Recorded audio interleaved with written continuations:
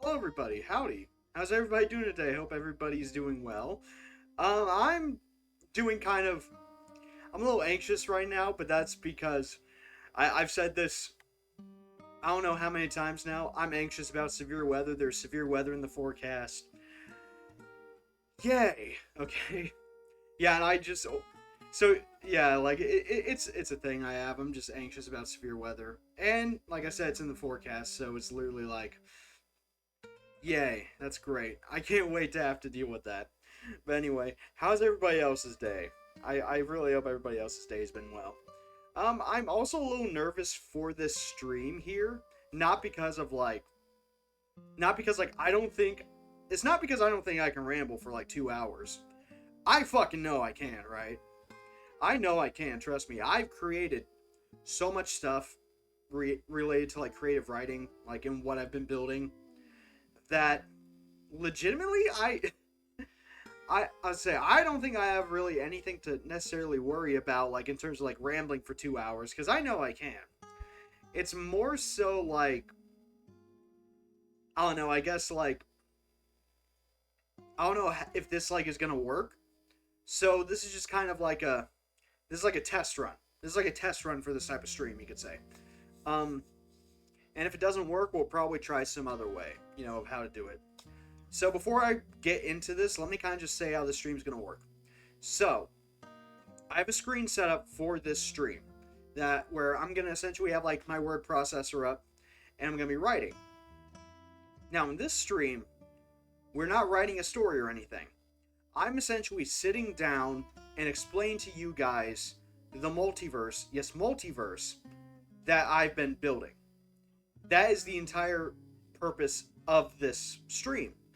Is to just sit down and kind of give you guys like this very deep introduction, probably, because like I said, I will probably ramble. That is the objective, is to ramble. Give you as much information as I can. I hope I don't overload you guys. Don't worry, there's going to be a test on this after stream, like I expect everybody to pass. So, but anyway. Yeah, so, God, what the fuck was I saying? I made the test joke and my brain just like deleted everything immediately. Like, yeah, you don't need that anymore. But anyway, no. So that's pretty much how it's gonna go. I'm gonna split it up into sections, kind of like explaining shit. And I don't have a script or anything. I don't have like notes. I didn't take any notes. This is literally me writing out thoughts on a piece of paper and explaining it to you guys. That's what this stream is. If that doesn't sound interesting to you, completely fine. I understand. Like I said, this is kind of just like a test run. It's kind of supposed to be like a test run for this kind of thing. Honestly, I'm really excited. In a way. I'm nervous. I'm really nervous too, but at the same time, I'm also like excited. Because I'm nervous because I don't know how it's going to go. I don't know how it's going to be received. And then on the other side, I'm excited because like I finally get to share this thing that I've been wanting to share for years with somebody, but I just haven't really been able to because I've been like super busy. So yeah, it's a mix between like butterflies in my stomach from for a couple reasons, and then just excitement for this. So yeah, I also got drink. I've got this fucking, I don't know what this is, grapefruit flavored sparkling water. It's not LaCroix, but it tastes like LaCroix. It fucking tastes like LaCroix though. Have you guys ever had LaCroix? Like, I heard a YouTube video. I don't remember the name of the guy, but he does a YouTube channel where he talks about like several different topics. a lot of them are like about corporations and stuff. It's kind of like a political thing, so I won't get too far into it. I don't like talking about politics, but he made a joke on one of his videos where like he's got a can of LaCroix. I think the video was about soda or something. I don't know. And he takes a sip out of it, and he's like, LaCroix, it tastes like having fruit described to you. And I'm just like, yeah, that's literally what it tastes like. I've always called it canned static because it's literally like canned TV static. That's what I would imagine static would taste like. And that's what this grapefruit sparkling water tastes like. I was hoping it would taste better, but whatever. Okay. So, without further ado, now that the ad break's over, let's get into it. Alright, so here's a creative writing scene. As you can tell, I got some music playing too, so it's not just like dead air. It's not just me talking. No. Yeah. Hello, Kit. How you doing? Thank you for dropping by tonight. All right, let's go ahead and let's start going through this. Let's start my rambling. Let's go ahead and start my rambling. How are you? I'm a little nervous. There's some severe weather that's supposed to be coming, but I don't know when it's gonna be here. Yeah, we'll find out. Also, like, I don't know how this stream's gonna go over, so we'll see. We'll see how this goes. Okay, so I'm sitting here to discuss like this huge like multiverse I've been building. All right, so I guess the first place to kind of start is like, what is this multiverse? What the fuck have I created? What the hell have I spent the past like 7 years of my existence creating in my head? And simply put, honestly, it's like, let me see. Yes, 7 years. I've been building this for 7 years, and everything's interconnected. Pretty much this multiverse is meant to be... It's meant to be like several settings. It's meant to be like several settings for like several different like kind of stories that I've been building. And let me see if I can write some of these like basic ideas for stories out. Like I've got like futuristic sci-fi stories, so like we're talking like, you know, Star Wars level stuff like thrown in there. I've got like, obviously considering I'm a cowboy, some Western inspired stuff's thrown in there. There's a lot of fantasy in it. There's a lot of fantasy thrown into like this whole multiverse I've been building. Like we're saying like there's stuff like magic in there. There's like explanations for magic, all that kind of stuff. And it does have like there is kind of like an explanation I have for how like the magic works and everything, but it's very loose. It's not really a solid concept yet. It's like it exists. That's about it. But yeah, this is mostly like what I got: futuristic, sci-fi, you know, like Western inspired stuff, fantasy. I would even say mythological in a sense.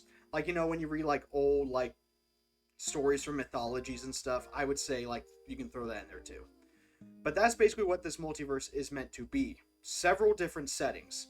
There's several different universes, and like each universe kind of has like it's meant to kind of be its own story. It takes place in a different point in time, and they all exist simultaneously, and that's why it's called a multiverse. I'll explain how like it kind of gets all connected later.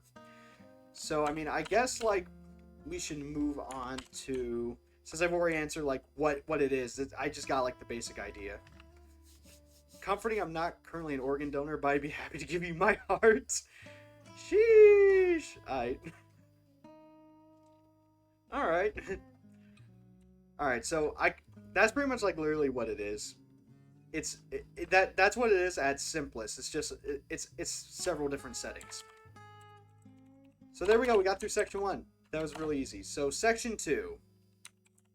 Let's talk about the in-universe origins of this thing. Because we got this big fucking multiverse, right, that exists. So obviously the actual origin point for this multiverse is my head. Are you a fool in April? No, I'm not, unfortunately. I don't like joking around too much with like random people, I guess. I don't know. I don't know what you'd say that. Like, I don't like making April Fool's Day jokes, I guess. Yeah, I don't know. I'm just one of those people. I don't really like doing it too much. Okay. But yeah, so the in-universe thing. So obviously, like, in IRL, this is coming from my head. It's coming from my head, obviously. So that's kind of like that's where it's actually comes from. But in universe, there is a creator. Is a creator deity, pretty much. In Chile, we don't celebrate. I'll be quiet so you can ramble peacefully. It's okay. You can make commentary. I don't mind. It's no big deal. I mean, this is meant to be kind of like an open kind of discussion. Like, if you have questions and things, you know, you can ask. It's no big deal. So this creator being that I've created is known as Demiurge. Now, this is actually a real concept. A demiurge is, like, I think the dictionary definition is a being that has created the universe. And I mean, there's like a few different interpretations. Like, I think in Gnosticism, there's a being called Demiurge and stuff, and that's meant to be like representative of the material world. I don't use that. I mostly go off of the actual dictionary definition. So Demiurge, this being is said to be the origin point of the multiverse. This being is said to be the origin. It sits what I call at the metaphorical center of the multiverse.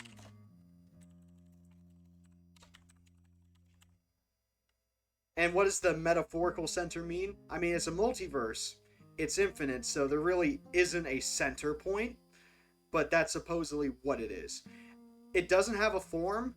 In fact, for the most part, no one really knows if it actually exists. Like, we're going to talk about, like, various different gods and stuff in this stream. And a lot of them aren't even sure if this being supposedly exists or not. No one is entirely sure.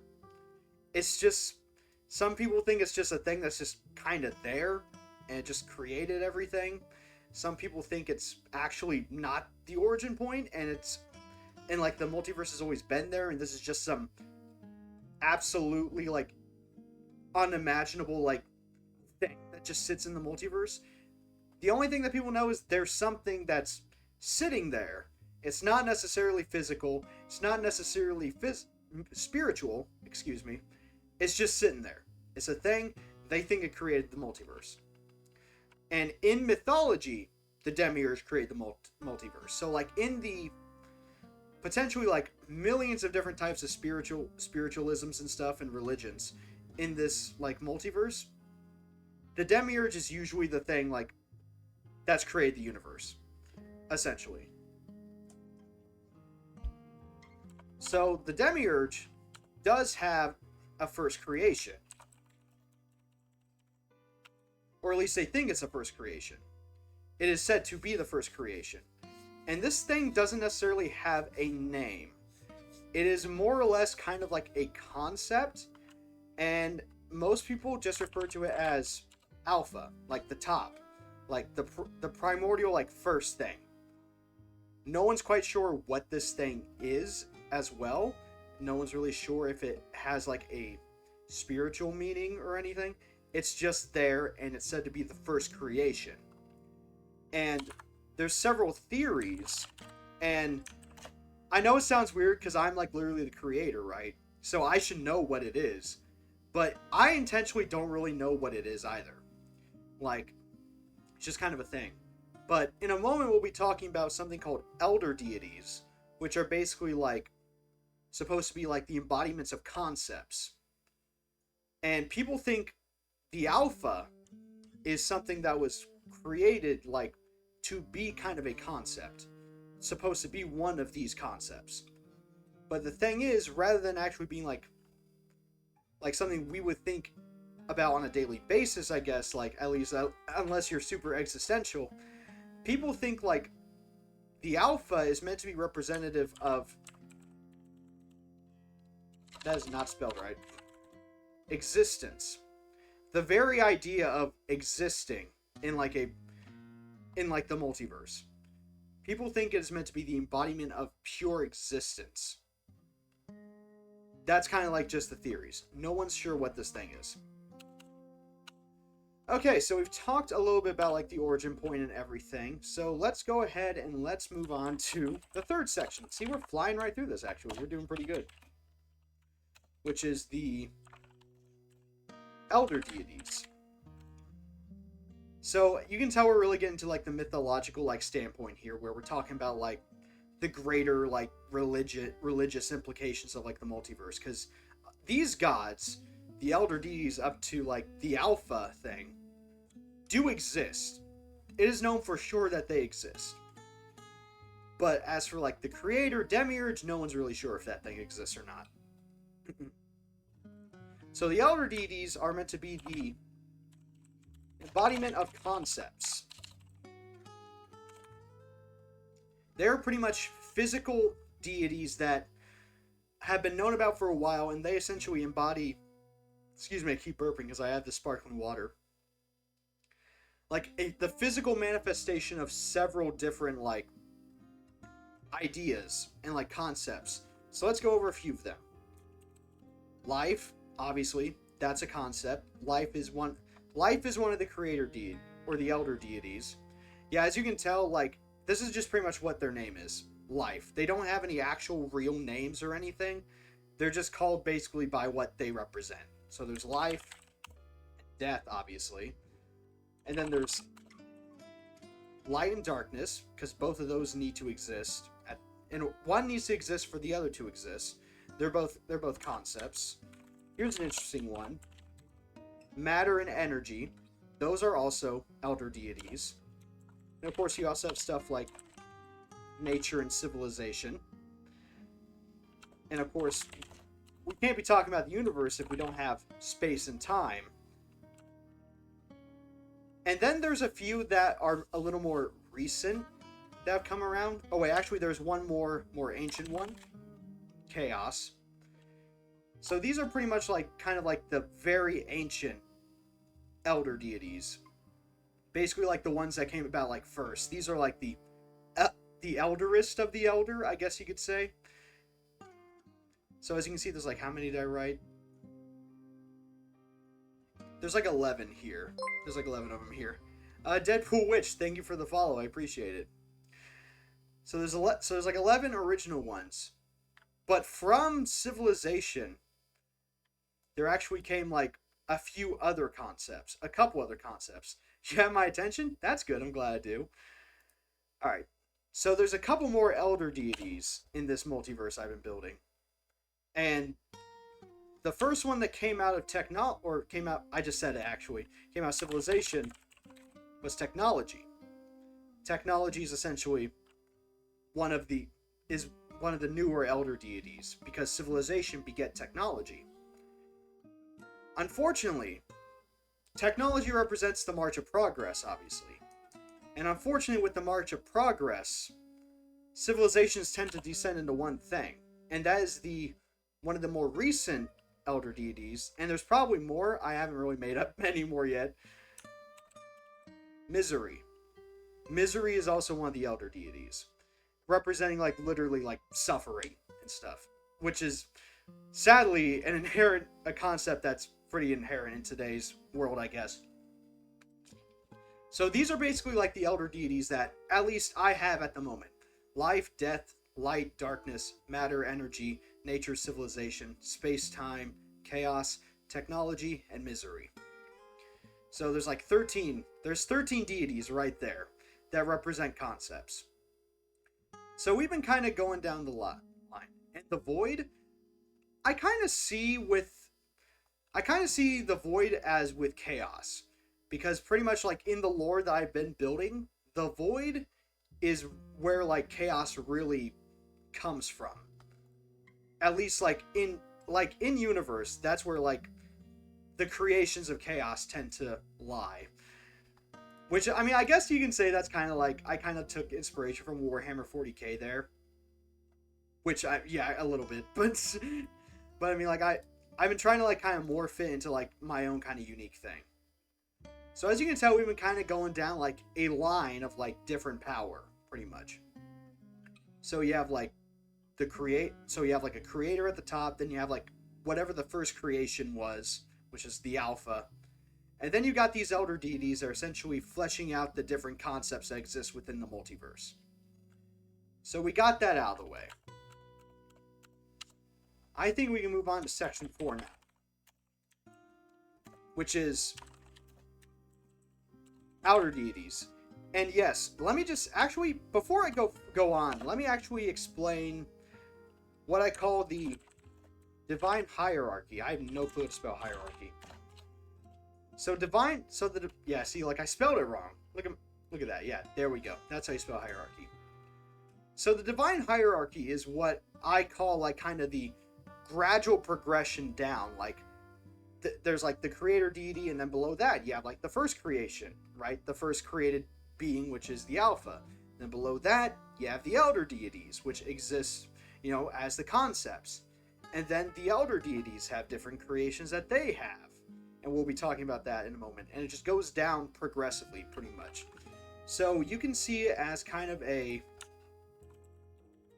downward progression in power.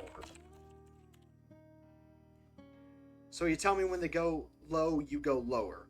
Yes, pretty much. Like, it essentially goes all the way up. At the top, you have, like, the demiurge creator.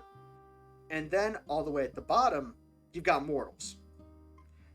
And it obviously, there's a lot of, like, stuff in between there. But it's meant to be a downward progression in power, pretty much. And where was I? Let me see. Okay, so obviously, like I said, top is demiurge, and then bottom is mortals. And there's the stuff in between. So right below demiurge is the alpha, the first creation. And then right below the alpha, you've got the elder deities. And then the elder deities leads into the next part, which is the outer deities. So the outer deities are essentially creation. Well, I shouldn't say creations. We'll say gods created directly by the elders. By the elder deities. As kind of experiments. Like, early on in the multiverse, when it really hadn't been fleshed out quite yet, when things were still taking shape, the elder deities essentially were trying to create their own kind of things. Trying to essentially create kind of their own life. And there's a few of these, but there's really only one creation we have to talk about, and that's primordials. Now, primordials are very unique. They are essentially the creation of... So the creations of nature and civilization. They're not the first of like kind of like the outer deities be created, but they essentially were like the ones created by nature and civilization. And how come they know of the concept of life? Essentially life was one of the first concepts. There was something to embody. And I'm not gonna lie to you, I don't know all the answers to all of this. This is just something I've essentially been building for the past like 7 years. So every day I'm adding more and more onto this. I'm not necessarily sure how a lot of this is going to fit together, like in the end. So I can't really say why I know they knew about life, but life is just one of the concepts. That's all I can really say for sure. So the primordials were creations of nature and civilization, and they were kind of meant to be like this experiment that was created by them. And essentially they were one of the first inhabitants of the universe. They were not the first, they were one of the first. And they were pretty much birthed from these concepts of nature and civilization. Because at this point, there was some smaller, like, mortal beings that were taking shape, and were starting to build, like, these smaller civilizations. So the gods decided they were going to... Nature and civilization decided they were going to try and create their own type of life. Which, because like I said, the life has already been existing. There's already been, like, a few, like, basic civilizations that have been cropping up on different worlds. And so, they created the primordials. And I'm not going to get too much into primordials, mostly because I don't really know a lot about them personally. But essentially, the primordials eventually became seen as dangerous by the elder deities because of one thing. So the primordials were incredibly advanced. They were incredibly advanced beings. So advanced, in fact, that not only were they able to harvest the resources of entire galaxies, but they were able to use those resources to create gods. They were able to create gods using their technology. Essentially, through unknown means for the most part, I'm not entirely sure, I haven't fleshed out the whole process yet, they were able to essentially use the core of the planet, of the planets they were on, let's just say planets, as a womb to grow their own gods. And what this essentially led to is literally these beings growing in these different planets that they inhabited. And essentially what ended up happening, or what's supposed to end up happening, is they're eventually supposed to burst from the planet as like kind of gods. But until then, they're kind of in there. It's a process that can take like trillions of years. Like, these are supposed to be like spiritual beings. And it gives the each planet that they're like within this kind of spiritual energy. So you can almost commune with a planet, you could say. Like you could like go to a planet like, and you might hear a voice. It'd kind of be like talking to a god almost. And one day they're supposed to burst from the planets, but that hasn't happened yet in the story. Like I said, that can take like a trillion years to happen. And this is why the primordials were seen as dangerous. And essentially what ended up happening was Life and Death wanted them to be mortal. Because the primordials were not mortal. I see a bit of Warhammer in there. Yeah, just a little bit. Just like a tad. Mm-hmm. So, Life and Death, these concepts, wanted the primordials to be mortal. So they could stop essentially fucking around and have all the time in the literal multiverse to do shit. To literally create their own gods and stuff. And let's just say the primordials, well, since they were able to create gods, they didn't want to die. So they essentially used technology to prevent death. But there is always a cost for this. So this is something that is an inherent kind of, I guess you could say like concept. I don't want to say concept, but it's kind of a thing that often happens when you have a species that isn't like on the level of a deity, like that isn't a god. What essentially ends up happening. Hey Toasty, hello, thank you for coming in. Coming in, I guess, on my lecture of this multiverse I've been working on for like 7 years. Yeah, thank you for dropping by. How you doing? So essentially, these primordials didn't want to die.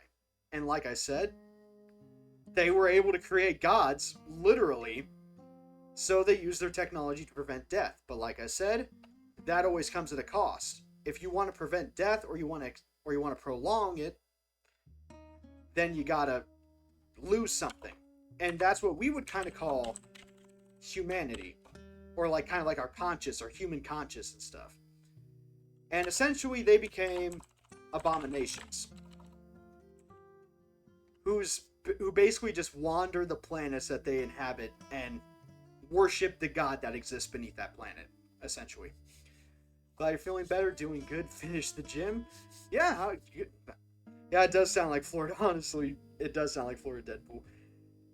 Yeah, honestly, I need to go to the gym. I need to start going to a gym or something. But yeah, like I said, thank you for dropping by, Toasty. I appreciate it. So that's basically what happened to the primordials. And I guess, yeah, there is one more thing I kind of do want to talk about.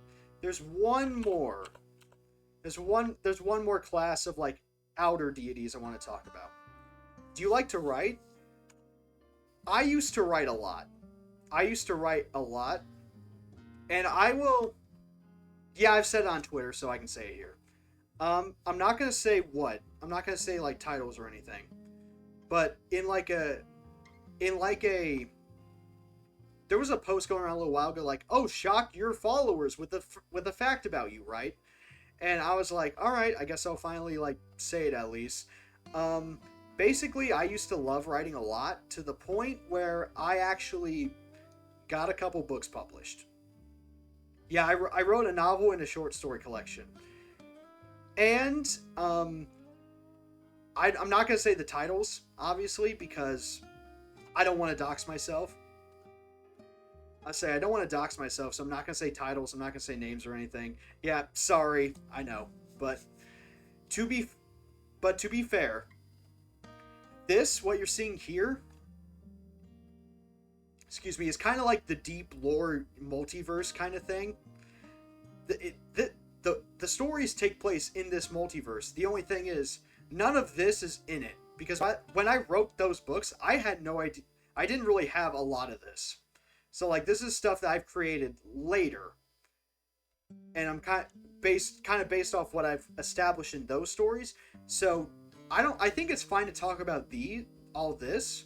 Because this was never in the stories at all. So, it's not a direct link to me or anything. So I feel free. I feel like I'm free to talk about all this. So where was I? Oh yes, okay, I remember. So there's one more type of outer deity I did want to talk about, and that is the spawns of chaos, of the elder deity chaos, which are also known as the chaos gods, or chaos deities, or void deities. You can use any of those three names. And they are pretty much you could say children of chaos, but not necessarily, I wouldn't necessarily say children. I wouldn't necessarily say children, more like just creations. And obviously they exist in the void, which is the empty space between universes. So pretty much like you have this large span of space just between universes where there's just absolutely like nothing, no stars, it's just void. There's just nothing there. And that's where the void deities exist, is in the void. And like I said, they're the creations of chaos. And there's a few important ones, but we're only really going to talk about one, talk in air quotes, and that's Davor, who is the firstborn of chaos. That's an epitaph. That's like a title, firstborn of chaos. And they also have a few other titles, like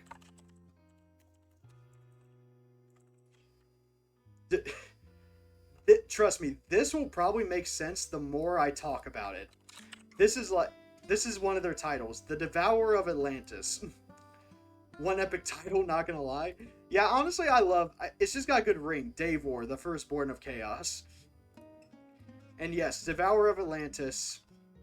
And it's also Destroyer of Agartha. Yeah, like I said, this is probably gonna make sense the more creative writing streams I have. And then there was another title I had, but I don't remember what it was. I think it had something to do with like a dragon, because Davor, even though so basically the chaos gods are like eldritch abominations. They have a form. You can't really comprehend it though. It's like Cthulhu. You take one look at it, your brain can't comprehend it, you go crazy. Pretty much like that. So no one's really sure like what the actual like true form of Davor really is, but it doesn't really have, I guess it doesn't really have the concept of a gender. It, I guess, is often depicted as a dragon. So kind of like a strange dragon, I guess you could say, if you wanted to like kind of think of it that way. So yeah, those are basically like the outer deities. Story went from Florida to my ex-wife. Oof. Right. Alright, so we talk about the outer deities there. And then, let's see, I guess let's move on to the next section. Which section are we on? How long have I been talking? 38 minutes, damn. I've actually been doing pretty well. So that was section 4, so let's move on to section 5. Which is the next stage down from outer deities. Now this is going to be a little confusing. Creator deities. This is where things kind of get a little complicated because, as you know, there's already a creator. Well, so how it works is...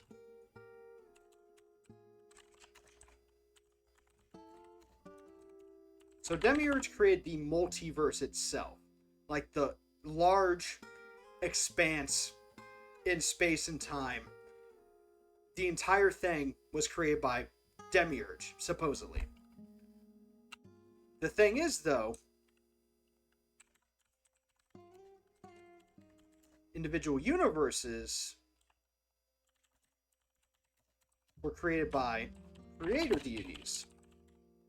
Basically smaller gods that essentially create the universes based off the concepts that already exist.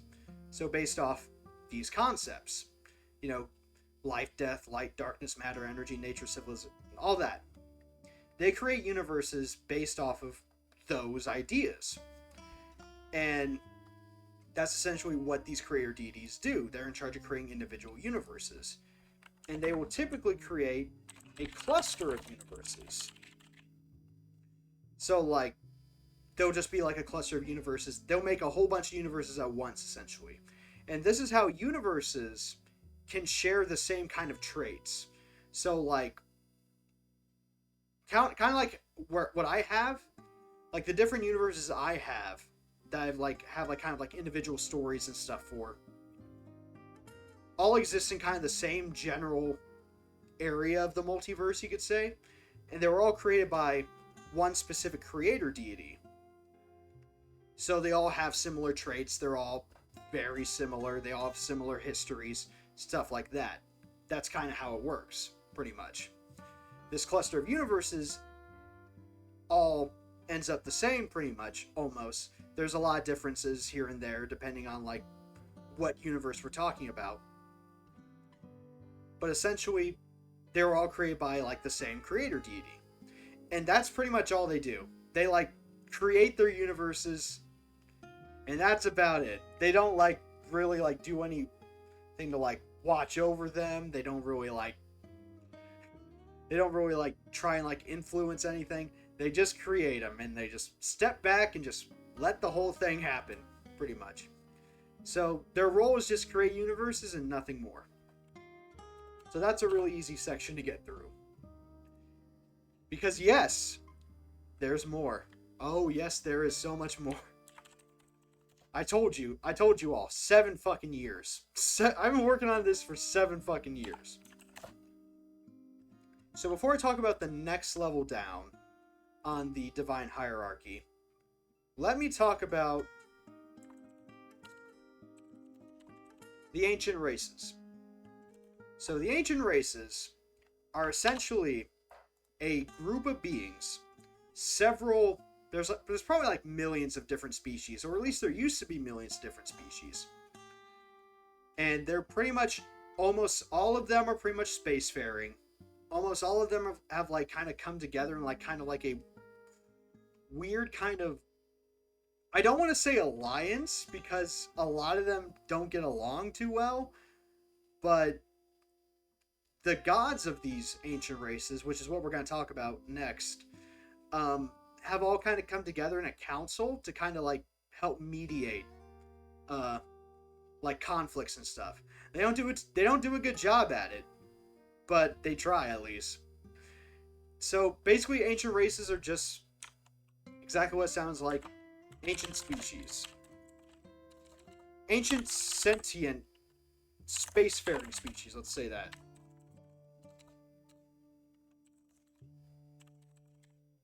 I'm gonna be lurking. Gotta make dinner. All right, Toasty. Thank you. Thank you for the lurk. I appreciate it. also make something good. That because honestly, I had dinner and honestly, I think I'm still a little hungry. So okay. So that's pretty much what the ancient races are, and I've created a few of them, but there's really only 2 ancient races that we need to talk about. The first are called Atlatans. And there's a whole history of Atlatans and everything that I can like go down and I can talk about and everything. But let's just like cut to the chase. Atlatans became humans. Atlatans essentially became humans. Eventually. There was basically this, let's just say like the Atlatans were on this one planet, and then another race wanted to conquer them. They heard about it. The Atlatans dispersed to several different worlds across like the universes and stuff, and eventually the ones that came to Earth ended up as humans. That's basically the short of it, because it is legitimately its own long story. They also became a few other different like races across the multiverse as well. So essentially Atlatans are technically extinct, but not really. You could look at it like that. They're technically extinct, but they're not really extinct because they just evolved to like be be several different types of like species.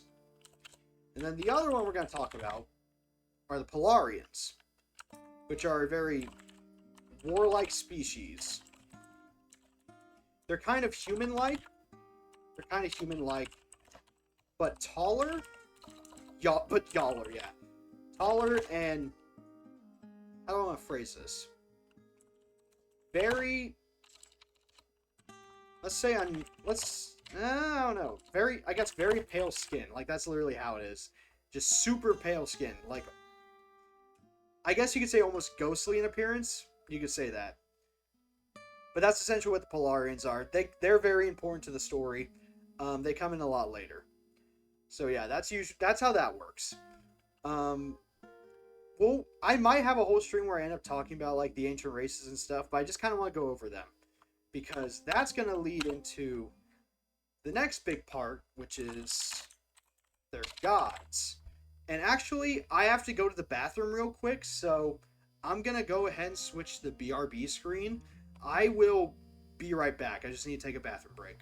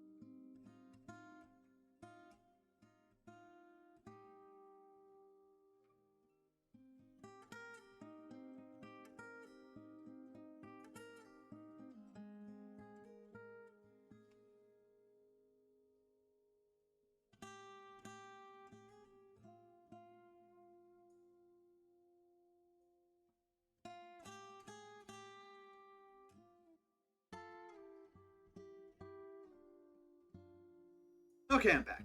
Yeah, sorry about that. I know that probably took a little longer than it probably should have been, but I was also checking on the I was also checking the weather and stuff. Like I said, there's supposed to be some severe weather coming.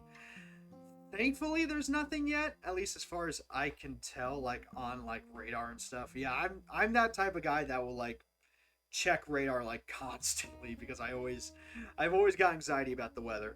But anyway, so yeah, so where were we? Let's see. We were talking about okay, the ancient race gods. Yeah. Okay, so the ancient race gods are basically like the exactly what it sounds like. The gods of the ancient races. Like each of the ancient races each has their own god pretty much. That's kind of how it ended up pretty much. They do have an origin story that I did kind of write a long time ago, but yeah, I just didn't. I don't remember most of it, and two, I'm just not sure if like I'm not sure if I could actually like sit and talk of. I'm not sure if I could like sit and talk about it in great detail because, like I said, I don't remember it, and two, I don't necessarily think I'll keep the origin, because from what I remember of the origin story that I wrote, it's kind of rough, and it really doesn't make a lot of sense within the lore I built, so I think I'll probably end up scrapping that. But anyway, so like, there's a few gods that are important in the story, so on the Atlassian side of the coin, since we already talked about the Atlassians, the two you really have to look out for, or at least the ones that I've really fleshed out a lot, are Gaia, which is the god of like earth and life and all that, and Malphas, which is their. So let me put like life and earth next to like Gaia, and then Malphas is death, pretty much. And essentially, there's a reason why these two are most important, and it actually has a lot to do, believe it or not, with the origins of the character you see on screen right now, like Malphas, like the kind of whole thing I've made for Malphas. But it really is like, that'll probably have to be for another time because we're kind of just talking about mythology right now and stuff. And then on the Polarian side, and keep in mind, I made this name up like several years ago. Basically, I use Google Translate to see like what the Japanese word for breath is. There's a reason for it, but basically, the only Polarian god you really have to know about is Kokyu, or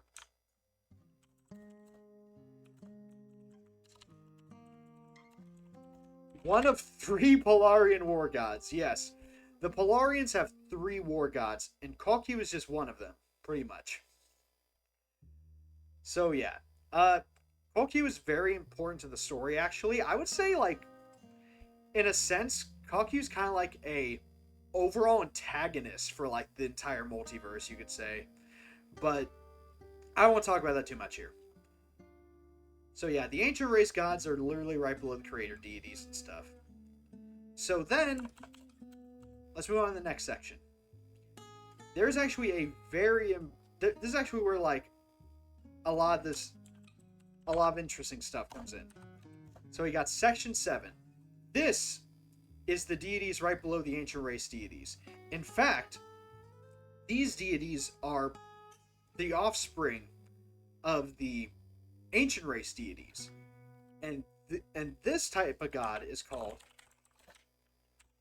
earthly deities. Now, earthly, not earthy, earthly. Now, earthly doesn't mean like, I know like typically when we think of something as earthly, it's like, like we think of Earth, like the planet. But in this sense, earthly is talking about like in regards to a planet. It doesn't have to be Earth. It can be any planet. Basically, earthly deities are, like I said, offspring of ancient race deities. And they're also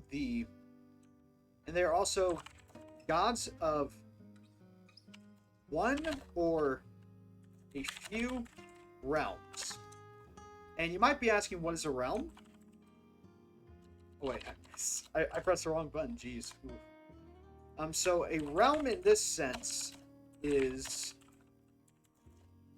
a planet. It's what we would call a planet. So, like, if you really want to think about it, like Earth is a realm. Then you have like Mars, that's a realm because that's a planet.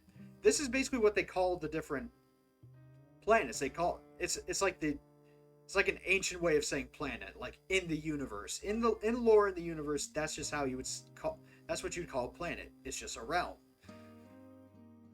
So they're gods that rule over one or a few different realms, and this is where a lot of Earth gods come from. This is where a lot of the Earth gods are. This is what a lot of the Earth a lot of the Earth gods that we see. So, you know, like you have stuff from like Norse mythology, you have stuff from like, you know, like Greek mythology, Egyptian mythology, you know, you have like the different like pantheons and stuff. This is what they are. They are earthly deities. The earthly deities are the offspring of ancient race deities. And in terms of Earth, they are the like gods that you see across the world, like in different religions and stuff. Now, that doesn't mean like Earth is the only one that has these gods. No.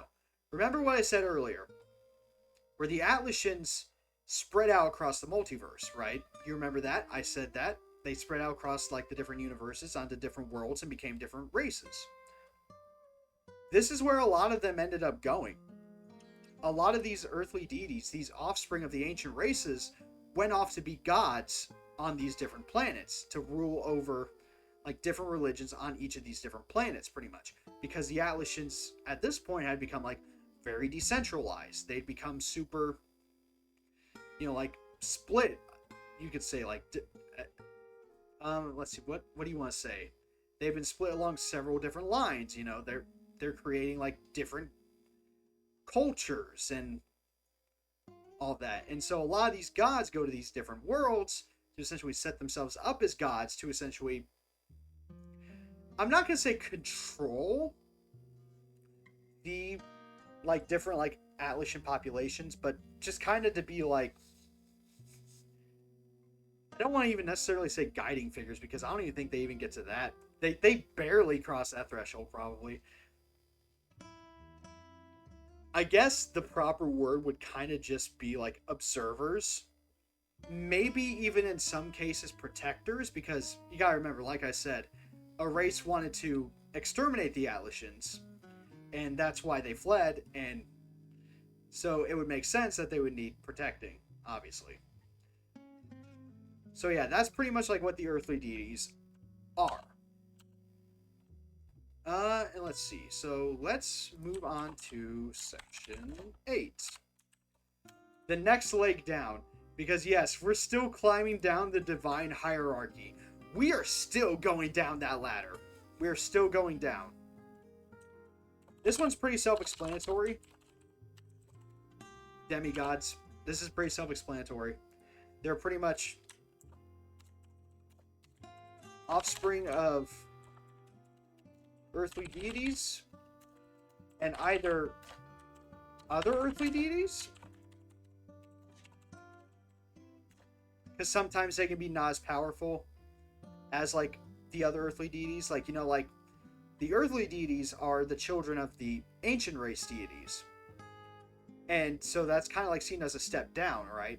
So like the same thing with the earthly deities, they produce something that's a step down, and that's something that you really see a lot in like the divine hierarchy, like back with the elder deities. You know, they created their own like kind of species and stuff, and like the primordials, and they were considered a step down from them. So it's kind of like that. It's kind of continuing that trend. But they could also be the offspring of earthly deities, and most often I should say, mortals. and they typically inherit powers pretty much from like one of their parents, essentially. But the catch is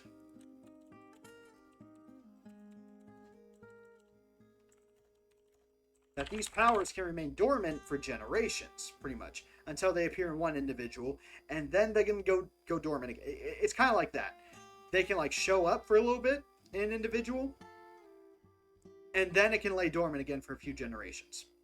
That's just kind of how like the powers work. They just kind of happen to pop up whenever they pop up. It's kind of like there's no rhyme or reason to it. So then let's move on to the last section. Honestly, I've gone through this a lot faster than I thought I would.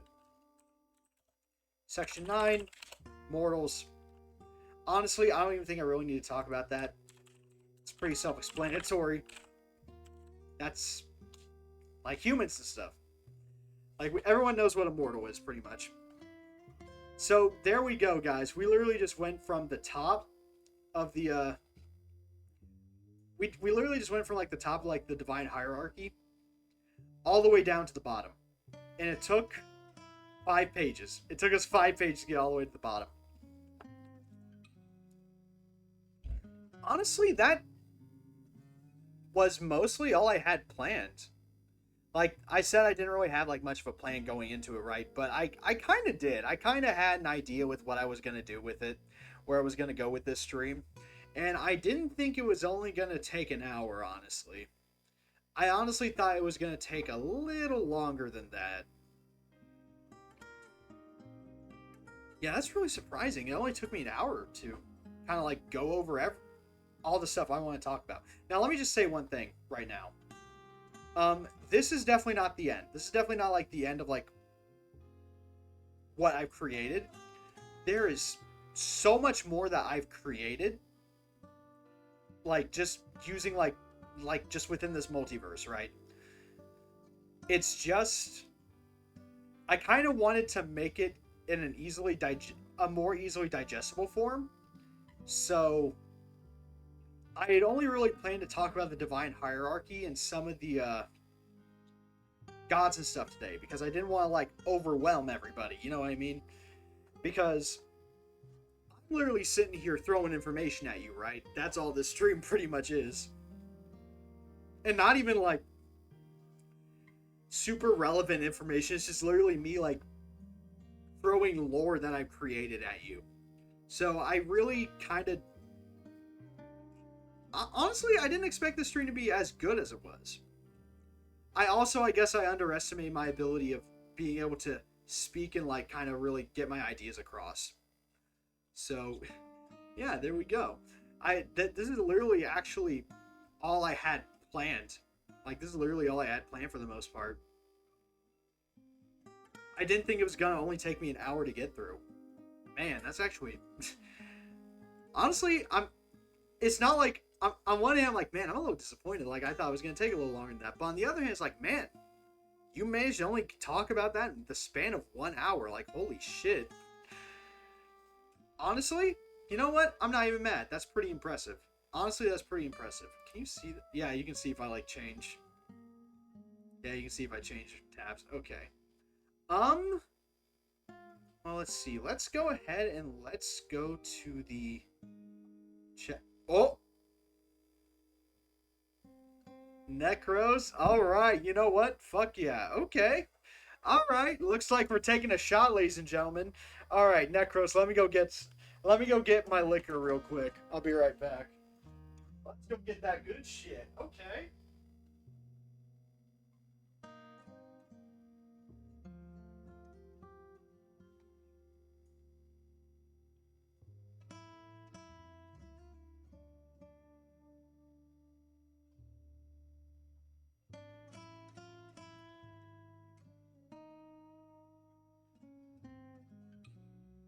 You know what? Actually, this is kind of perfect. I'm not gonna lie, because like I keep saying, like there's supposed to be some severe weather tonight, so this might actually help me just.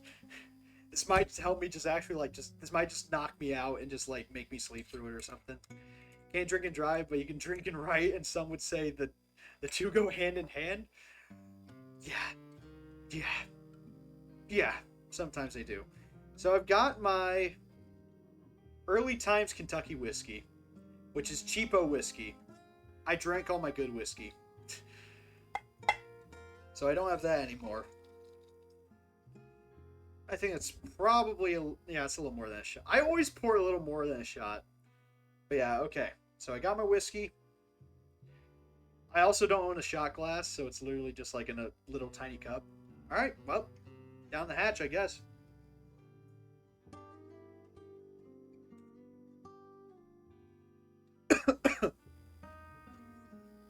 Ooh. Well, I got some grapefruit sparkling water.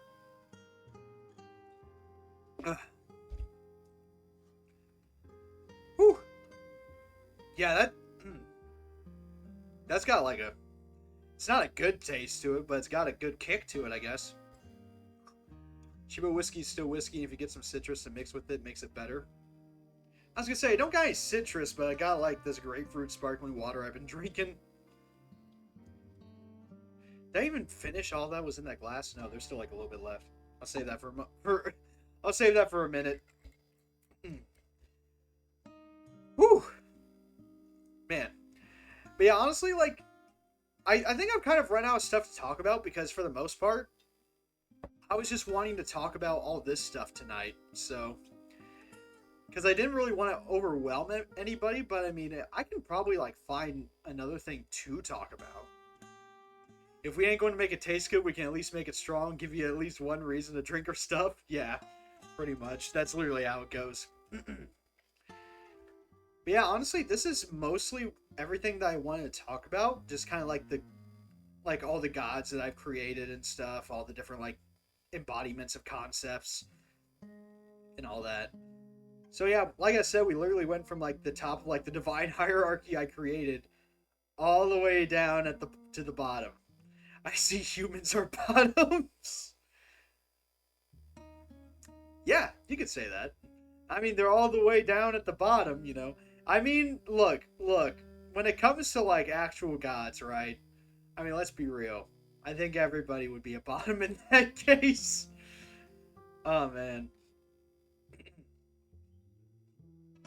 Well, maybe not necessarily. I don't know. Look, I don't know. I don't have any experience with that, so... So yeah, honestly, I think this is really all I want to talk about. Like I said, I'm actually surprised I managed to get through it in like an hour.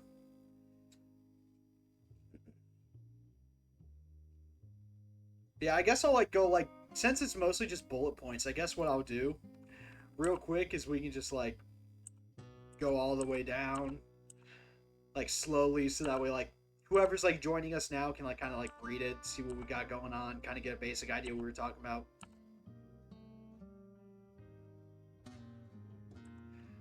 To be fair, against an extraplanar deity, you kind of will be. That's true. That's very true. But yeah, we kind of just went over like what like the multiverse was like in terms of like the story, like how it's like several different settings, right? Like how it's got like fantasy and mythology thrown into it. We talked about the origin, like the creator of it, which is called like the demiurge, you know, the first creation, which is alpha, whatever that thing is. The elder deities, which are meant to be like the embodiments of different concepts, which you can see on the screen here. And then I kind of talked about the divine hierarchy, kind of gave everyone an idea what it was. And then I went right into like the outer deities, which are right below them. Yeah. Card, hey Card, how's it going? Gods, I need to get back to writing. I've played around with my own lore, but always in my head. Never put pen to paper or fingers to keyboard. Okay, legitimately, this is actually related to like kind of like me, Malphas, because I actually do have like kind of an origin in this, and I think I've kind of talked. Maybe I should talk about that a little bit. Kind of what I've worked out for Malphas. So, okay.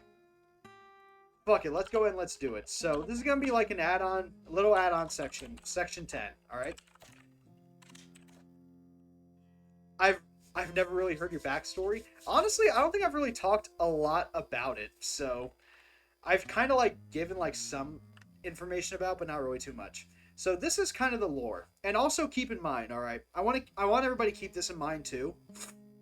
The Malphas I created for my stories and stuff is technically a different character from what you see on screen. Which sounds a little confusing, I know, but honestly, VTuber model Malphas and story Malphas, which is what we're going to talk about, they're a little different. They're a little different. So let's say Malphas in universe. Let's say that. Okay, so going off of what we've talked about already, like in terms of like the divine hierarchy and stuff, Malphas actually falls into the category of an earthly deity, which, if you remember correctly, earthly deities are deities that control one or a few realms, or planets, as we know them as. VTuber Necros is not the most lore-accurate Necros either. Oof. Yeah, I get that. So the thing with Malphas is, or was, an angel. So angels are a little weird in the lore. Angels, while technically being earthly deities, okay, so let's say this, technically being earthly deities, they are subordinate voluntarily to another. So let's say that. And basically, obviously we have kind of this in our world, you know, you see like in especially like Abrahamic religions, you know, you have like angels of God and stuff. And that's kind of where like I go with this.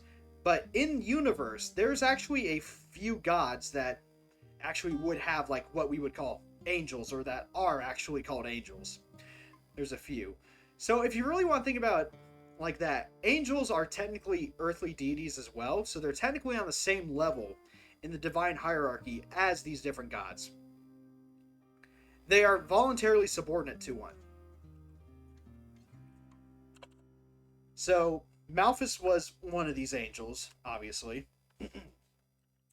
And Malphas was born of two of the Atlassian deities, which, as you know, I talked about the Atlassians earlier in the presentation here, where Atlassians are essentially the ancient race that eventually became humans. Like I talked about that. So Malphas was born to two of them. And believe it or not, they're the two I actually talked about earlier. Yep. Gaia and Morsis, aka the goddess of life and earth, and the god of death.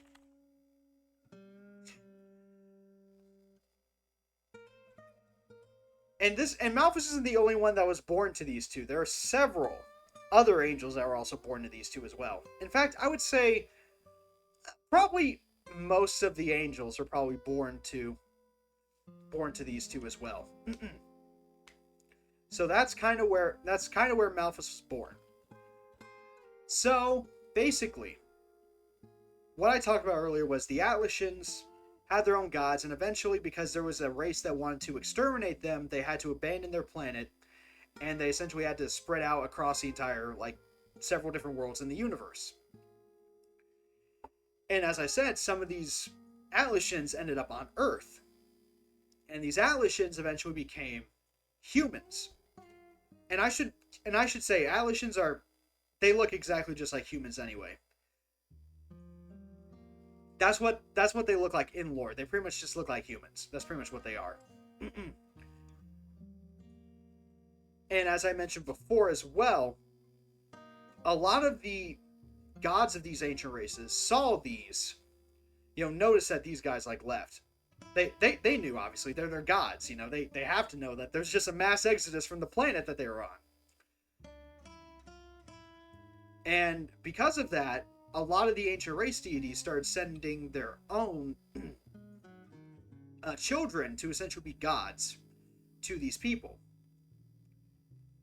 And Malphas was one of the angels that got sent to Earth with the earthly deity. You might know this name, Yahweh.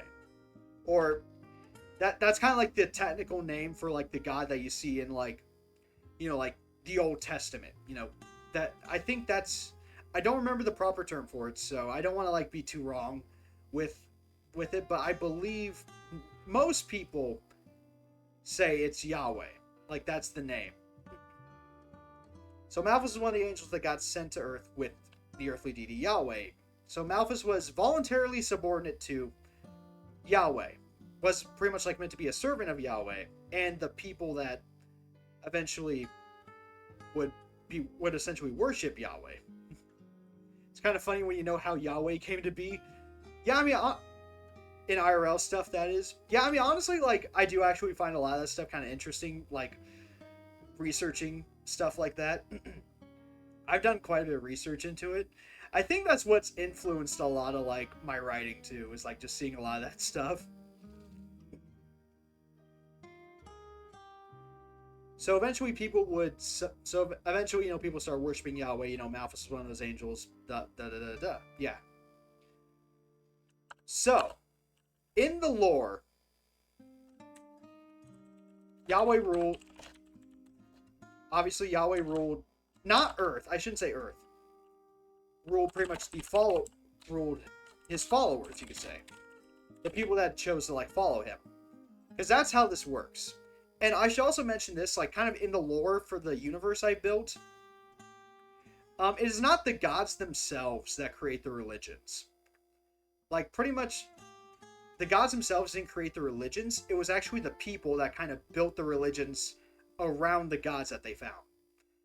Or that they began to worship. So that's kind of like the in-universe explanation for a lot of, like, the, like, stories you hear, like, in, not just, like, like what you see in, like, the Bible, but also stuff like, like the Norse god, like Norse mythology and Greek mythology. The people built their religions around these gods, and the gods didn't necessarily like make this up, pretty much. Like the people made it up, is what I'm trying to say. Let me take a drink of the rest of that whiskey, actually, because there's like only a little bit left in this glass.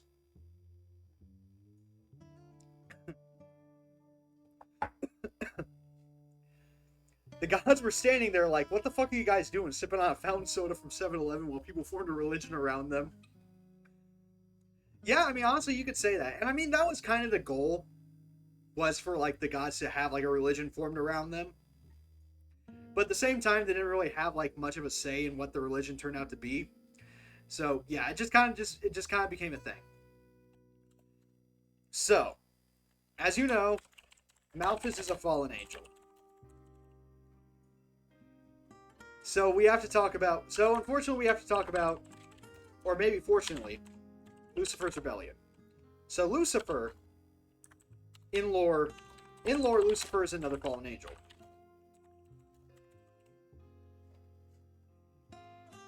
So basically, Lucifer was an angel that was kind of seeking, like, independence from Yahweh. Or at least that's what they said that they were after. Lucifer was after independence, quote unquote. But it was mostly because Lucifer wanted power. That's pretty much what it was. I guess you could say Lucifer kind of wanted to replace, like the place of Yahweh. Like, amongst the people that Yahweh, or that were following Yahweh. And what essentially ended up happening is Lucifer got a bunch of, like, angels on his side. Myself included, Malphas included in that. and they all rebelled against God. And they lost. So here's the thing. In lore, Lucifer was not the first to rebel. Actually, in lore, there was another fallen angel named Iblis that was actually the first to rebel. But Iblis didn't have anybody on his side. So Iblis was essentially thrown out of, I guess we would call it heaven. I guess that's what like we would call it, like, you know, the domain of like Yahweh. But I mean, I guess it's not necessarily heaven. I don't know how to really explain it. I guess it's not necessarily like how you would envision it, I guess. And essentially, Iblis was cast out, and Iblis is a whole nother story with how he kind of, where he ends up. Let's just say for now, because Iblis is probably gonna come up like later. Let's just say Iblis eventually gets to the point where Iblis is capable of destroying life as we know it. Let's just say that. A big jump in logic there. But let's just say that. Iblis eventually becomes capable of destroying all life as we know it. And because of that,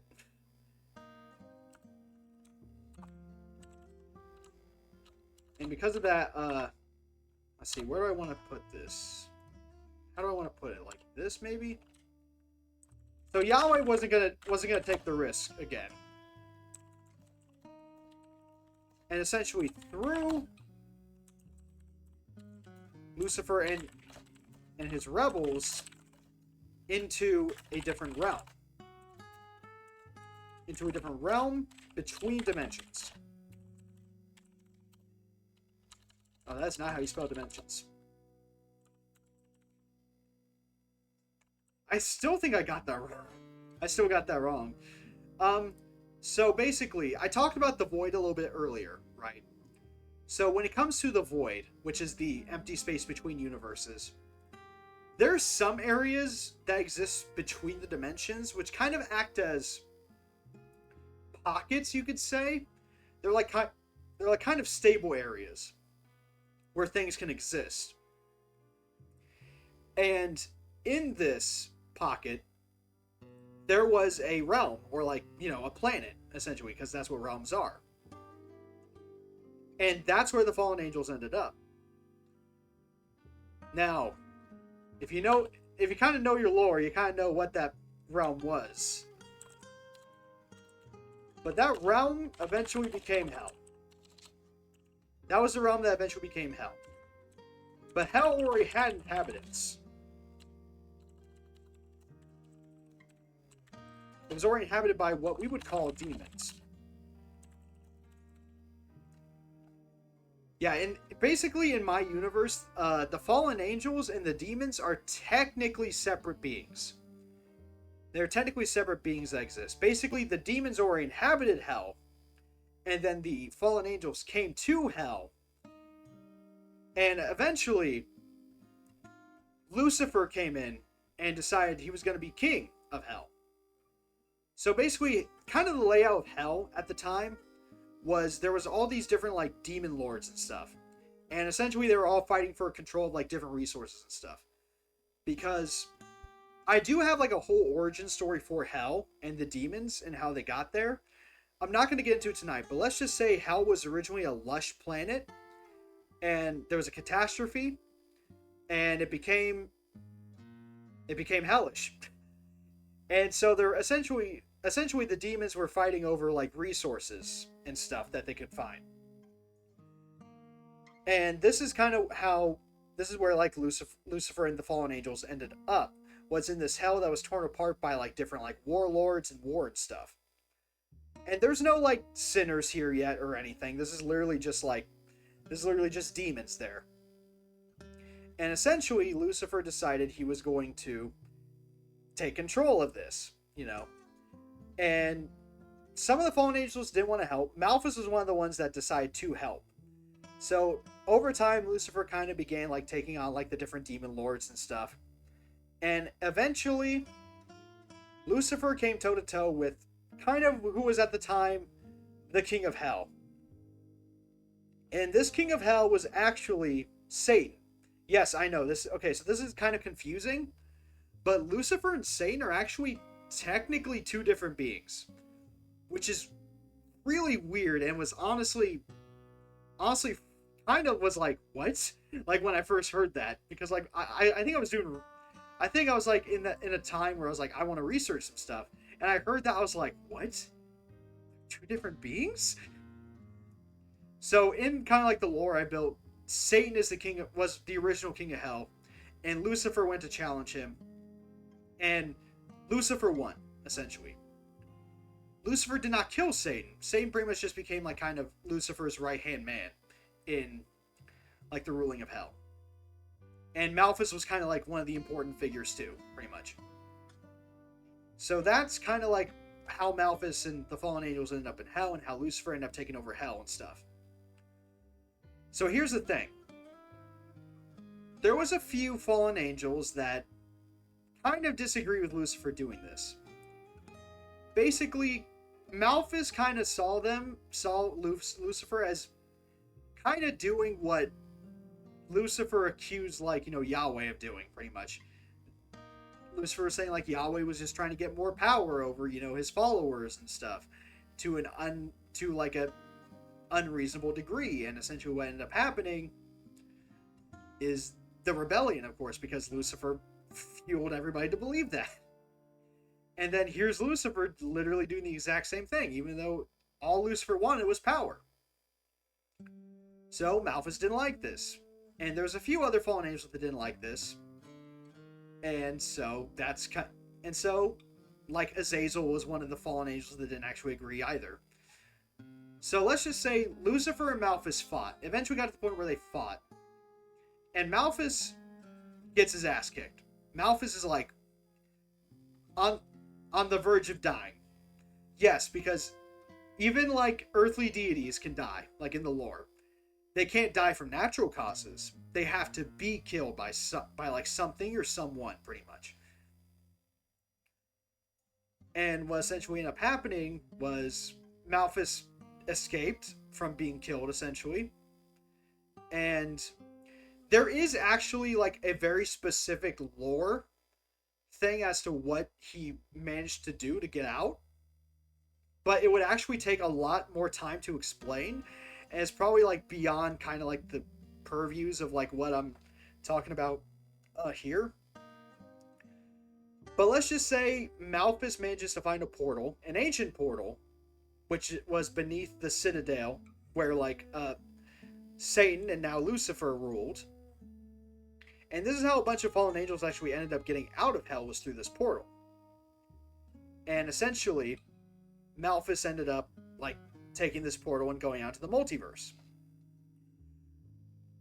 And that's kind of like how in my lore, Malphas is kind of like this interdimensional traveler. He's kind of seen as this, I imagine Malphas as this vagabond kind of character. Malphas is this character that like travels around to different planets, like explores and everything. He's trying to find like work. He's trying to like find like bounties. So like in lore, Malphas is a bounty hunter. So Malphas goes out and finds bounties. In lore, Malphas was a mercenary. So like he would fight wars for people sometimes. And like sometimes he would just do random odd jobs. Like he would like smuggle stuff or stuff like that. That's kind of the origin story of Malphas. So that's kind of the origin story of Malphas there. Basically, Malphas takes this portal to get out of hell. He ends up like essentially figuring out that there's a network of these portals. He uses them to travel around the multiverse. He essentially becomes like a bounty hunter, mercenary, takes on like smuggling jobs and all that, basically to get by. And that's kind of the origin story for in-universe Malphas.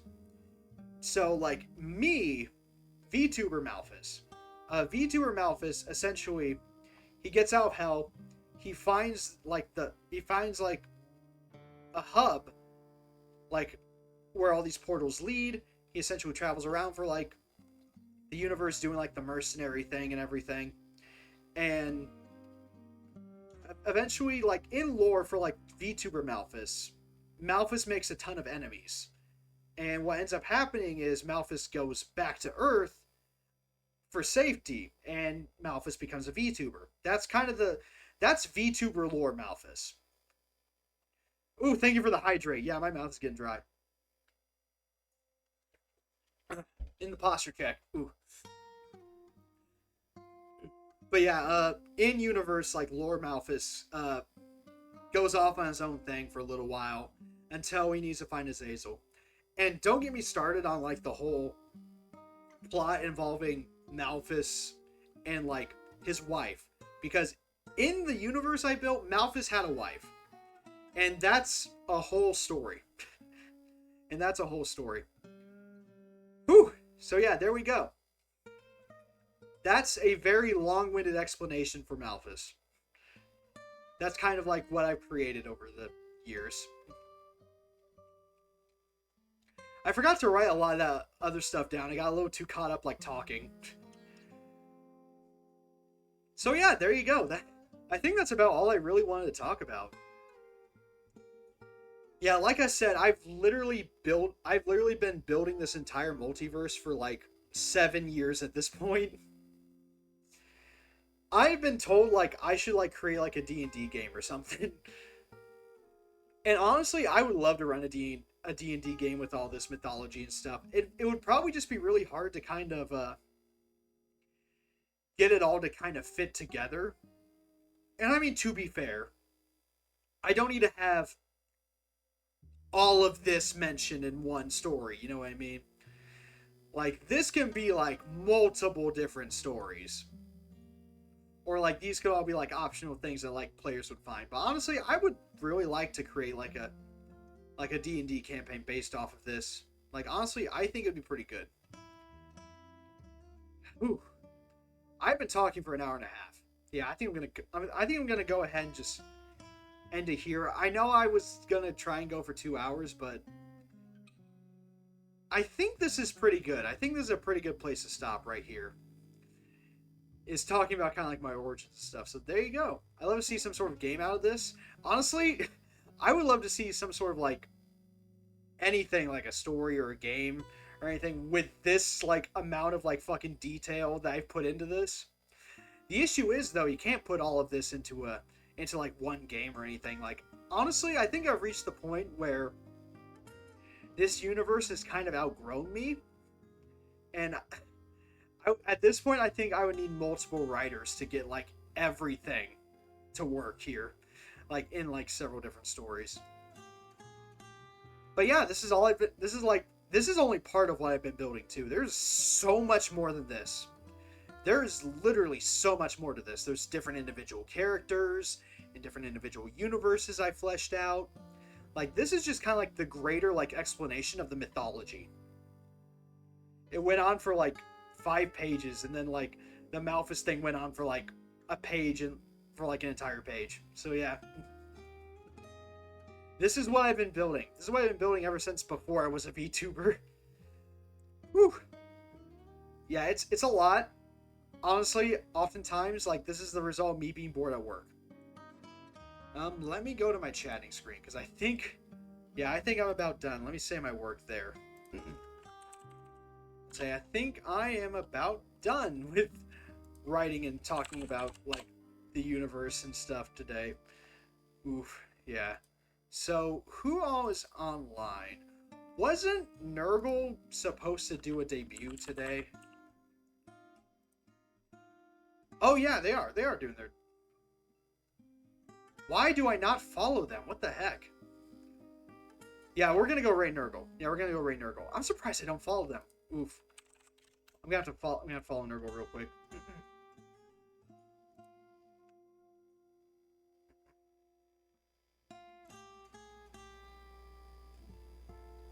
Oh, you're right. My bad. Sorry.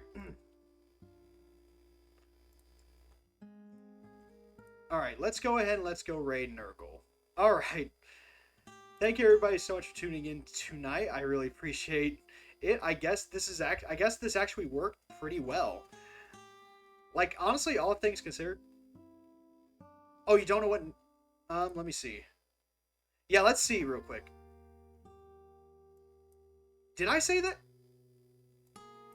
Wait, okay, hang on. Let's check real quick. They, he, non-binary. Okay. All right. All right, that's good. I just want to make sure. Yeah, I always want to make sure I get that stuff right. All right. So let's go ahead and raid Nurgle since they're having their 2-day debut right now. Yeah, I want to tune into that. I want to see how that's going. All right. So, yeah, I'm not sure. Honestly, I feel like I've been talking for an hour and a half. I'm not really sure like what else to say. I guess what do I got going on tomorrow? Let me check real quick. Dead Space. Okay, so I'm returning to Dead Space again tomorrow. Okay. So we'll be returning to Dead Space tomorrow, so look forward to that. I'm definitely going to do another one of these types of streams. Definitely will. This was a lot of fun. It was a lot more fun than I thought it was going to be. So I'm going to keep that creative writing screen so I can like just go back to it at any point. All right. Let's go give Nurgle some love. Thank you everybody for tuning in. I really appreciate all of you. As always, thank you so much for watching.